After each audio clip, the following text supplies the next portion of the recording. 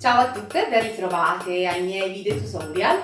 Come già vi avevo promesso lo scorso video, vi faccio vedere qualche piccolo esercizio per aiutare a sbloccare un po' la parte pelvica del nostro bacino. Ok, quindi ci mettiamo di fianco, di lato,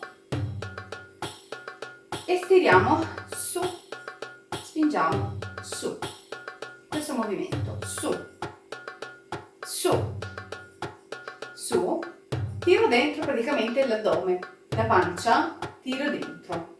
Quando vado in fuori non spingo in fuori, quello no, mi raccomando è importante, ma tiro solo su, ok? Come se volessi, avessi un filino qui che mi solleva verso l'alto, lo solleviamo verso l'alto, su, su, su. Questo esercizio aiuta molto a sciogliere e a rafforzare il pavimento pelvico, la parte in basso, diciamo così, dei nostri addominali, questa qua, ok? Quindi dovete cercare di contrarre il vostro pavimento pelvico in dentro.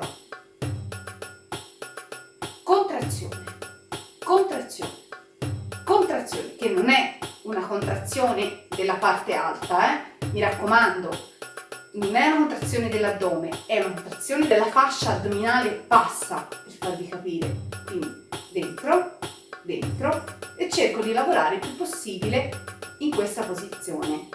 Ok, proviamo insieme. Cambiamo lato, così magari vedete da un'altra prospettiva.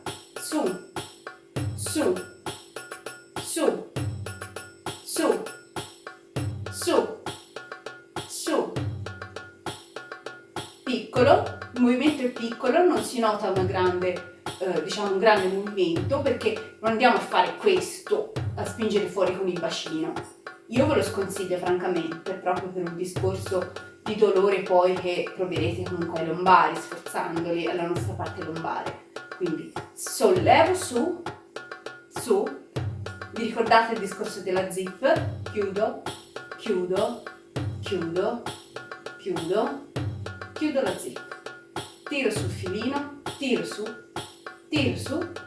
sollevo.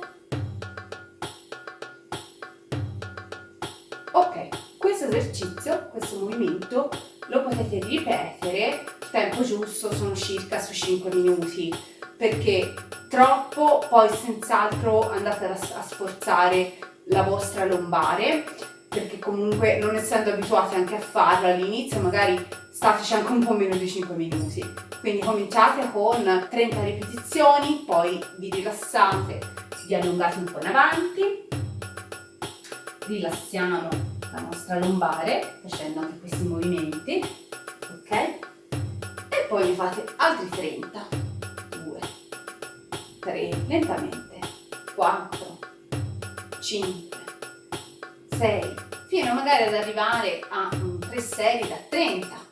Dopodiché, il giorno dopo, poi piano piano siete più allenate, aggiungete una volta, una serie, fino ad arrivare sui 5 minuti.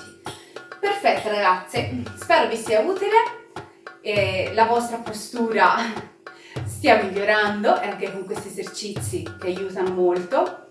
Vi ringrazio, al prossimo video tutorial. Ciao a tutti da Jessica, grazie.